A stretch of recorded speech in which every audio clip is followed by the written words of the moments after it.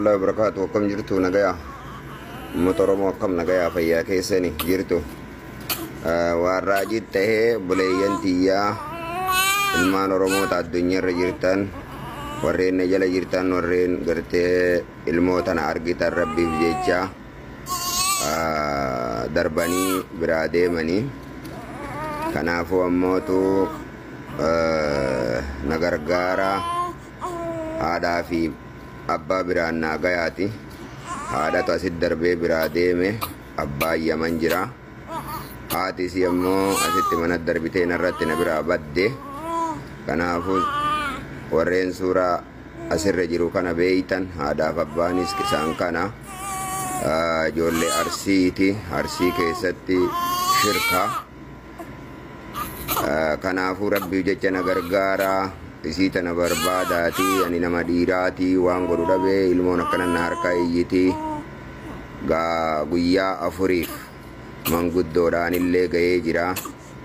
Manguddoonis waan takka furmaata naa godhuu hin dandeenye, nama ganda isaanii hundatti illee himee jira. Kanaafuu rabbiif jecha na gargaara, sheer godha.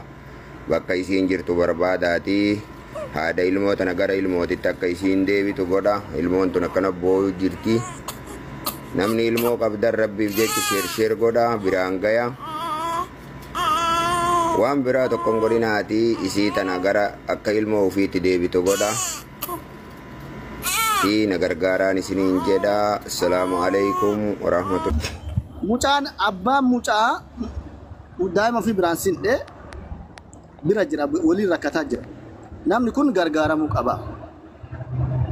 Isa kallattii abbaan waan godhata. Abbaan osoo diinagdee argate daa'ima kana kallattiitti godhata. Wanni amma nama rakkisee nama jaanjessaaru hanqina diinagdeeti. Kanaaf mucaa kana kallattii gargaarsaatti deema. Achiin booda maal ta'a itti ilaalan. Mucaa naa gargaara, mucaa gargaara. Diinagdee yoo inni diinagdee mucaa harka ga'ee jedhee wanna wayii yoo argate namni inni nu waa godha ilmoo ofiiti. Karaa rakkinaa nu irraa dheessuu didee bira hafee akka haadha sanii biraan banne. Kanaaf mucaan utuu gargaara. Wallahi achi bilbilatee namatti na jalan kennina jedhe jedhan. Meedhaa baddu ina yaada Usmaan amma kaase kana durallee an kaasee jira. Yaada Usmaan kana jechuun hin deeggara. Duras maal jedhan abbaan daa'ima tolaa dhufu, abbaa daa'ima irraa mushawwara kafalaa jedhee dubbadhaan durallee. Osoo abbaan daa'imaa dhufe jechuudha Yaman irraa mushawwara irraa kafalanii dhufe haati daa'imaa tunu sababa san deebuu dandeetti. Hin beekamu. Egaa haati baqatte abbaan daa'ima biratti dhufu. Abbaan daa'imaatii fi daa'imni garaagara jiranii? Abbaan daa'ima Yaman jira bara abdiyaate so yaani bakka kanatti ila bakka kanatti addaan si baasamee abdii la bakka kanatti gatee deebi'oo jettani akkam la ila akkana abdii kiyya sirratti dabalame. Naareen suutoo baddu abdii. Daga nama subii sa'aatii irraa qubata. Abdii na cakasaarta abdii na dhagaarta. Dhagaa jirame. Isaan lamaanuu karaa Yamaniitiin dhufan. Mucattiin tuni deemtee inni isii uf dura erge. Isiin tokkoffaa waan ulfallee qabduuf asitti hin miidhamte jedhee uf dura erge inni asii Saa'udii seensise si galee. Bakka rukkaamni irraa buutu jira achi bakka sanitti wayita buutu mucattiin gaafa bulii 15 as achi geettee achittiin deetti mucattiin amma. Mucattiin amma namuma biratti buute kana biratti deetteeti. Amma abbaan eessa jira Yamanii jira. Shuf isii uf dura erge abbaan Yamanii jira waliin dhufan. Abbaan Yamanii jira. Daa'imni kun mootu asitti dhalate amma. Isiin mootu gaafa eegadeettee bulii 15 booda daa'ima sana achumatti gattee tumaan baddee jedhan amma. Abbaan namni bira jiru kun jechuudha. Mucachi bira jiru kun asumatti anumarratti gattee baddee jedha. Tokkoffaa amma mucattiin tuni jawwaala yoo harkaa qabdu rabbi hubate tiktookii fayyadamuu miti jawwaalumaa harkaa qabdu. Namni karaa kana deemeetiin hin arge yookaan ka argetu beekesinii galee. Sila kana ta'eef mucattiin tunuu maal taateen isiituu hin beekamne. Amma fakkeenyaaf gadi baateetiin hin baddee jedhan malee eessa akka jirtu eenyuun bira akka jirtu eenyu akka achii baase kanaa kunuyyuu hin beekamne si galee. Osoo ka kunuu beekamu taate addaan baasanii lokkunuu nama akkanattu baase waan akkanaati jedhanii mucatti masanuu qabanii daa'ima kanatti deebisuun hin danda'ama. Amma ganaa adaadaan isii takka hin jirti jedhan mucaati sila adaadaan mucaa. Amma adaadaa san bilbilanii gaafatanii jennaani isiin ani quban qabu warroonni isiin fira sigalee sila kana ta'eef abbaa Yamanii jira. Achi ol bilbilee wayita barreessuuf namicha bira jiru kanaan hadaraa daa'ima nama biraatitti na jalaan kennini hadaraa rabbi amaanaa sitti haa ta'u jedhee amaanaa achi jabeeffata mucachi ka Yamanii jiru kun sigalee. Sila kana ta'eef osoo abbaan as jiraatee bira jiraatee rakkoon qabu. Abbaa san irratti gargaaruudha.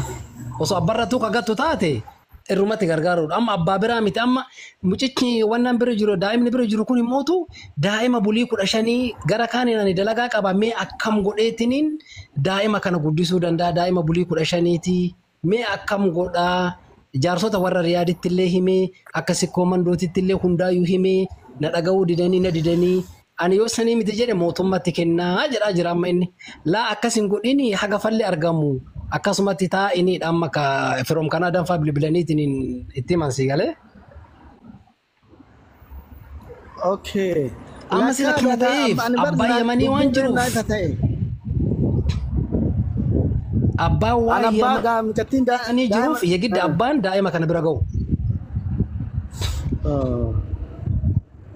Mucaa kana nam abbaa daa'ima kana maqaan isaa eenyunnini dhalataan isaa biyya kam kutaa kamii gosti isaa inni illee beekame Hussein biyya tokko wal beekan Hussein dubbise illee sigalee amma Hussein dubbise Hussein wal beekan amma illee Hussein as keessa jiru kanaan amma Hussein maan kunuu haala mijeessifi yoo kabirriin guuramu taate inni manuu haala mijeessifi erga haalli mijateen booda mucaa daa'ima bira fidanii achirratti irratti qarqaarree hagomnaatiin haga haatitti deebitu akkasitti yoo qarqaarre maal wayyaadha.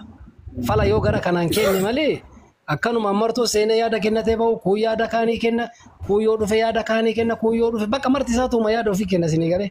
Sila kana ta'eef yaada garaagaraa naa addaan babaafneetiin haasa'uu irra yaada tokkorratti waliigallee lakkii mucattii sanuuyyuu hin so'inaa.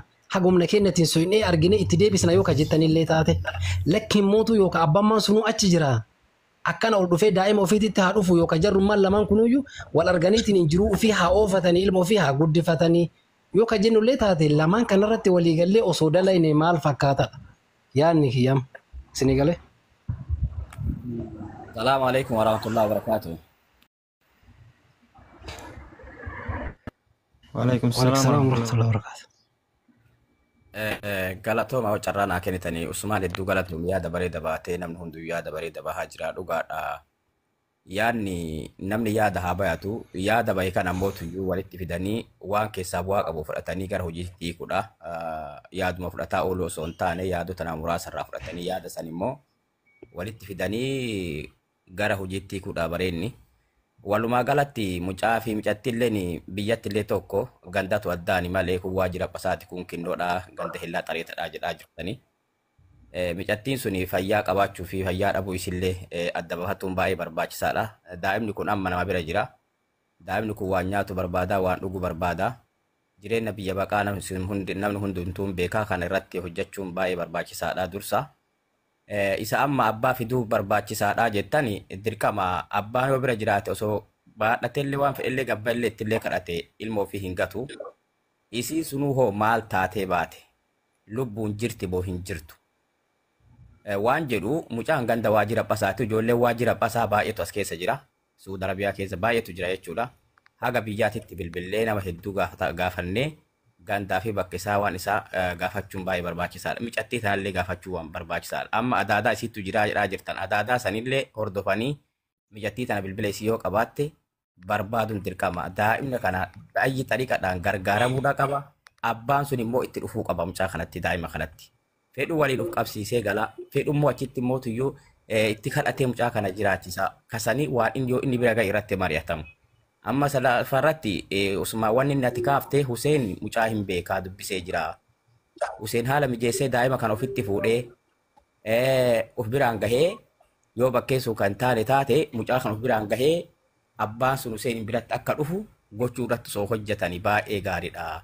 Kanatti osoo deemne ani dura yaada arsichaan deeggareen ture maaliif gara biyyaa akka galu maatii mucattii yoo argan mucattii ma baay'ee barbaadu nama hin gaafachiisu lubbumaan haa jiraattu malee waan jedhu qaba yookaan maatii mucaa bira daa'imni kun akka galu jechuu yaadeen ture. Namni biyya ta'a biyya tokkotti garaagarummaa qaba akkaataan itti daa'ima galchanis ni ulfaata waan taateef prosesii hedduu nama gaafata. Isa kana ammoo hordofuuf nama gaafata. Namni sun nama hojii isaa hiikeetiin waan kana yala deemee hordofu nama gaafata waan taateef baay'ee ulfaataadha. Waa hunda isaa bitaa mirgaan ilaa filamee dhallaalanii deemuun baay'ee barbaachisaadha. Gatii taateef ammatti wanti godhamuu qabu akkuma itti jette isaanii namni dhibbaa wayii kun osoo bakka tokko kan jiraatu taate waan kana walitti fuudhee daddafee nama kana fuudhee mucaa kana biraan osoo gahee baay'ee murteessaadha. Usee waan kana mootuyyuu akka nama mucaa san beekutti mucaa wajjin haasayaa dhimma kanatti osoo hojjetanii baay'ee barbaachisaadha. Garanatti osoo deemne yaada jedhuun qaba namni hunduu yaada bahaa jira. Yaadni bahu mootuyyuu namni maa yaada haa bahu walumaa galatti yaada kana fudhatanii gara hojiitti hiikuudhaan barbaachisaadha jechuun barbaadee dhiifamaa yoo isinitti dheeresse. بسم الله الرحمن الرحيم السلام عليكم ورحمة الله وبركاته بسم الله الحمد لله وحده والصلاة والسلام وبعد يا هذا بريد رجلتني يا هذا سري لا ودني تكو جمتشو نقام نوجراته جولة والبيكوني إلمو سنا بارجتوني الحمد لله فارون كربيتي هذا لا تو إسنون نوبتو كباتني سنيس نما دلتو تاو بيكا دومينا نسانجات هي فنجرو تله ولي يهادون دركما ونقولنا ما هسا جبابا قربالنا كله فرتو جتون دركما تا obboleeyyan teessisin heddummaa ta'e udaanirra qabatee baay'ina hiikaan qabu.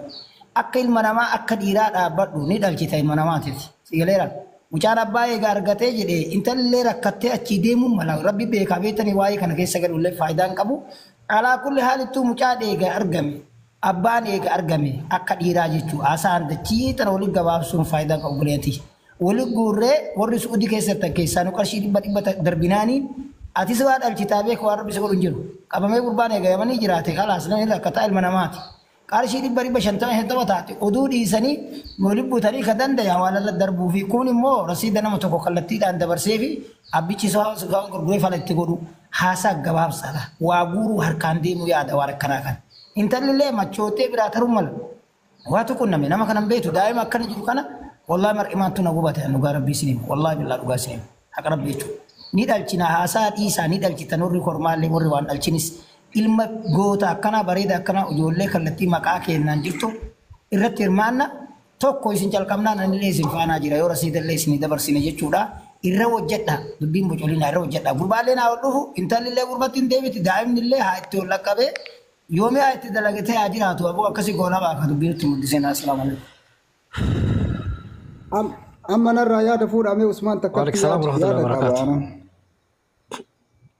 Faatumaa sabboontu arsiita jettu tuni isin gargaaruun akka dhaltuun diqaalaa dhaltu diqaala miti haa dhoko inshaallah rabbi waan hin taane si haa qabatu waan hin taane asirratti hin barreessina waan hin taane hin barreessina. Komantii dhiisanii abbaa fedhe waan fedhaa jedhu dhiisatti jalaaf. Wallaahi nama guddi namni gariin jechuudha. Dhiisaa laalina komantii. Inshaallah ilmi ta'e diqaalaa haa dhaltu yoo rabbi. Wallaahi. Komantii dhiisa. Komantii dhiisi. Komantii dhiisa amma mee wanni takkatti isiniin yaada gaariidha amma yaada gara goola buutiif deemaarra. Yaadni kiyya tokkoffaa urga ganamaatii ashandaa kana ka fide anaaf firoom kanaa daadha. Adaadaa bisne mucaallee useen dubbise bakka daa'imni jirullee lakkoofsa fuune dubbisne irra walumaa galatti warri yookiin rabbiin irraa waa arganna jettan warri as jala jirtan kun muluunillee warri as keessaa lakkoofsa sarraafaa qabdanillee lakkoofsa sarraafaa kennitanii achirratti mataa kiyyarraa jalqabee akka hirmaannu Useenillee waan kanarratti eessa jirta Useen ati Riyaad jirta moo eessa jirta Useenillee waan kanarratti dubbate gara qarqaarsaatti deemnee osoo waan kana irratti gisema mara yookiin nama biraa ka biraati miti lafaa yaasanii biyya biraa irra taa'ee ijoolleen biyya biraa irraayyuu waan biyya meeqaa namni nama qarqaaraaraa waan hagattii tana akka haga boruutitti waan kanarra hojjanne warroonni akkaawuntii nu kennitanii warri suudii keessa jirtan sarraafaa qabdan. Irra galchaa daddafatti hatantamatti namichi daa'imni bira jirullee baay'ee azabameera jedhe wallaahi dhugaa rabbi haga mucaan dhufu sanuu haga eegu rabbitu beeka obsa fixadheera jedhe gurbaan amma sagalee duratti dhagaa turtan warra sirra jirtan irratti bilbilee turre kanaaf furmaata waan kana lamaanitti useeyyoo riyaad jiraatti haqa jirtu wanna jedhee sarraafaan kennamee duwwaan kanarra goolamne hoo maal jettan gabaabaa bakka yaada gaarii amma kun yaada gaarii yoo garana ka deebinu taate maashaallah tabarakallah walii galle kanarratti garuu mootu warroon as jala deemtanii waan hin taane barreessitanillee tokkoffa ofii keessanillee ofii yaada yoo ati waan akkasiin dalagin ilmi kee dalaguun mala sii galame ganaa ilmoo dhaluu hedda ilmoon ta'e yoo waan akkasii ka dalaydu taate waan akkana irrallee fagaadha dhugaa jirtu sinitti mane wallaahi maaliif jazaan ammaa kun ooleen bulu yoo kasiisiin deebine taate ilmoo keetiin deebi'uun mala yoo ilmoo keetiin hin deebin ilmoo keetiitiin deebi'uun mala waan kanarraa of eega haga humnaatiin immoo khayri maa yaannu yoo rakkoon ka jiraatu taate rakkoo jiru sanillee amma fakkeenyaaf osoo ka diqaala yoo ta'u taate diqaala sanuu yookaan namni tokko lubbuun nama tokko hin jabaatti isinii galame lubbuun ilma namaa ni jabaatti haga humnaatiin namni wal qarqaaree zina irratti wal qarqaaru osoo hin taane ilma san lubbuu baraarraa dhaama waan hin taane illee barreessina.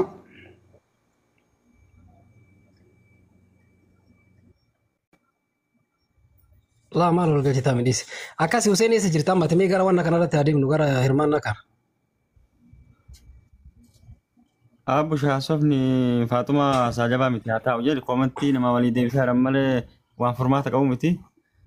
Amma akka ganamaatti hedduu haasofne waan keessa haasofne Usmaan Anaallee naatee jira.